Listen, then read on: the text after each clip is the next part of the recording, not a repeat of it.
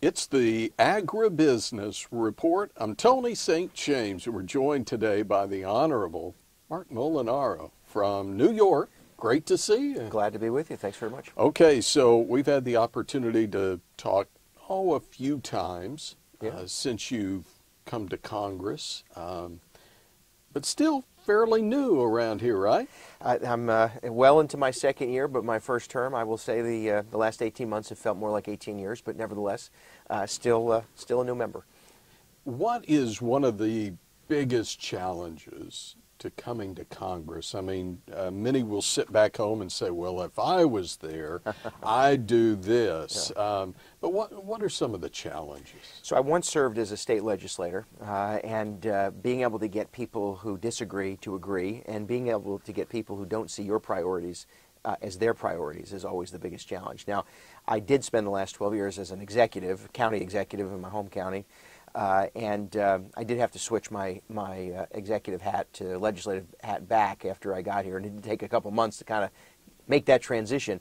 But I think that's the challenge, right? I tell people, I was just with a class of high school students yesterday, I tell people, you know, my wife and I agree on lots of things, but when we disagree, it's hard to come to agreement.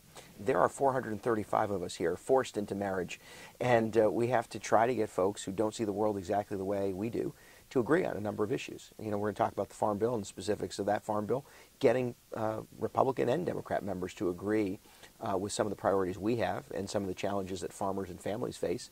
That's a challenge. You got to negotiate, you got to work, and you got to build relationships. Normally that House Ag Committee is one of the most bipartisan, really split more on a regional basis than a party basis. But markup set to begin. Yeah. It's been a long time coming here as well. What do you see when you start looking at that radar?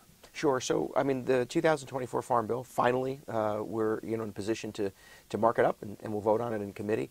A long time coming. I know my colleagues and I worked very hard to bring it to this place. But the 2024 Farm Bill includes increases in relief to family farmers. It includes increases to SNAP benefits and access to SNAP benefits. And for me, it includes priorities for upstate farmers. New York farmers face some of the most unique challenges, some of which are natural, right, topography and geography. Some of it is climate and weather conditions. A lot of it is regulation. New York is heavily regulated, and so you know, my farmers have a unique voice that needs to be expressed and supported. And so for me, to your point, you know, the bill as it's crafted should have bipartisan support. We just live in a time where, you know, that isn't always easy to achieve. But as the second most bipartisan member of Congress, I'm not giving up just yet. And so we're working across the aisle and with my colleagues, hopefully to get this bill across the finish line in committee. But it does have meaningful relief for farmers, for families who struggle, and for communities like mine. Okay. We look up, especially in that Rome, Utica area of New York, and that's heavy dairy area. But we're losing dairies as well. So there are multiple challenges here. Dairy margin protection, will that be helpful for New York State dairymen? Well, the short answer is yes. Thankfully, this bill includes a provision I wrote, which would not only expand access and the amounts that we're able to protect and provide in dairy margin coverage, but also mandates regular update of the data that's used. Right now, it's actually codified, I don't know, 2015, and so that more current data allows for better, a stronger safety net for dairy farmers. For us, though, since Utica and Rome is a little bit outside the 19th congressional district, all of really my district is farmland. I mean, we have certainly villages and city centers, but largest industry is agriculture. Dairy remains the largest sector, one of the largest sectors of that agriculture industry. So whether it's Endicott and Binghamton or Delaware County and Hancock and other communities, we know the value and the struggle that dairy farmers have. Now, we have an added burden in upstate New York. We not only have the regulation and the cost prohibitions and the access to market as well, New York, by the way, bans whole milk sales in schools, flavored milk sales in schools. Thankfully, the farm bill, this farm bill includes our provision to again make clear that whole and flavored milk should be sold in schools. But we also have the downstate upward pressure. So we have downstate moving up, and as they do, there's a lot more pressure on farmers to sell, to subdivide, and the cost of living continues to rise. So dairy margin coverage is really important to these farmers, and I'm just happy that the bill includes the language that we wrote. We talk about a farm bill. It's called a farm bill. You'd think, well, that's for farmers, Yeah. right? And ranchers and dairymen and those in other aspects of ag. Yeah. But really the biggest chunk of that is in nutrition. Let's Sure. talk SNAP, Supplemental Nutrition Assistance Program. What are you watching there? Yeah, so I grew up on food stamps. If it was not for SNAP, although then it was just food stamps, and supported lunches, I don't know that my mom would have gained the independence ultimately that she achieved, and I know the value of the program. This farm bill increases SNAP benefits, plain and simple. We take the growth that's already embedded in the program and we apply inflation moving forward, and so therefore SNAP benefits grow.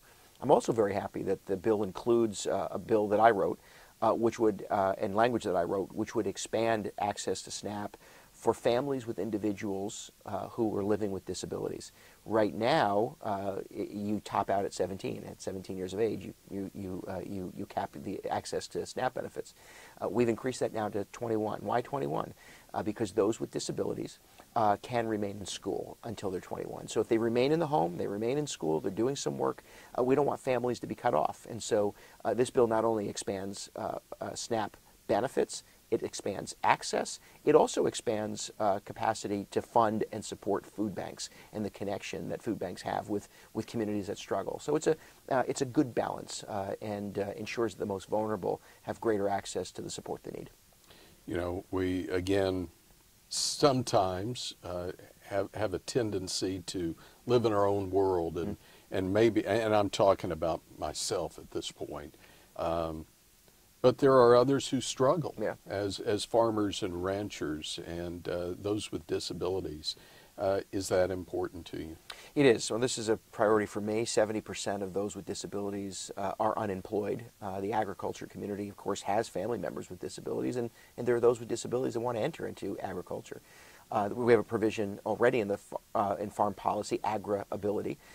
We wrote a provision to expand the capacity of that program to ensure more families with individuals with intellectual, physical, and developmental disabilities can access support necessary to enter in or sustain themselves in the agriculture industry and farming.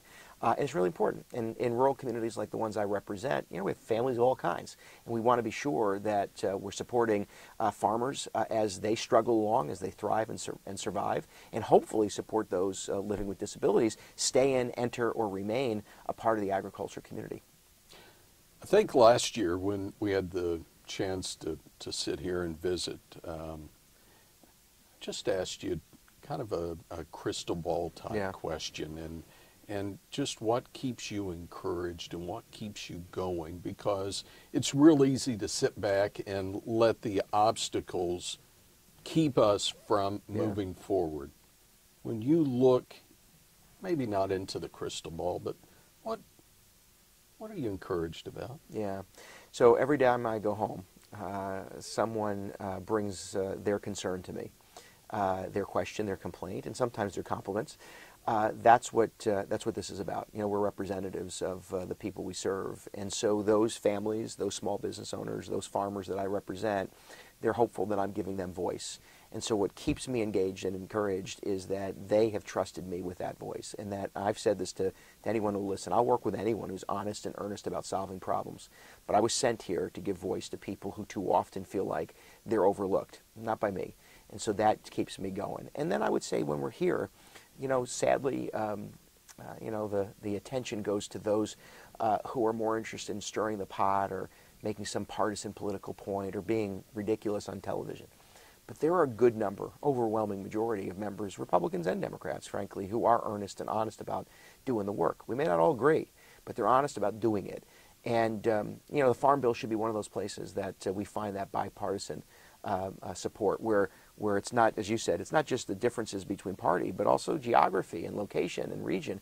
There is the capacity to really bring forward good legislation when we just set aside some of the silliness and focus on those voices and those people and those families who sent us here to get stuff done.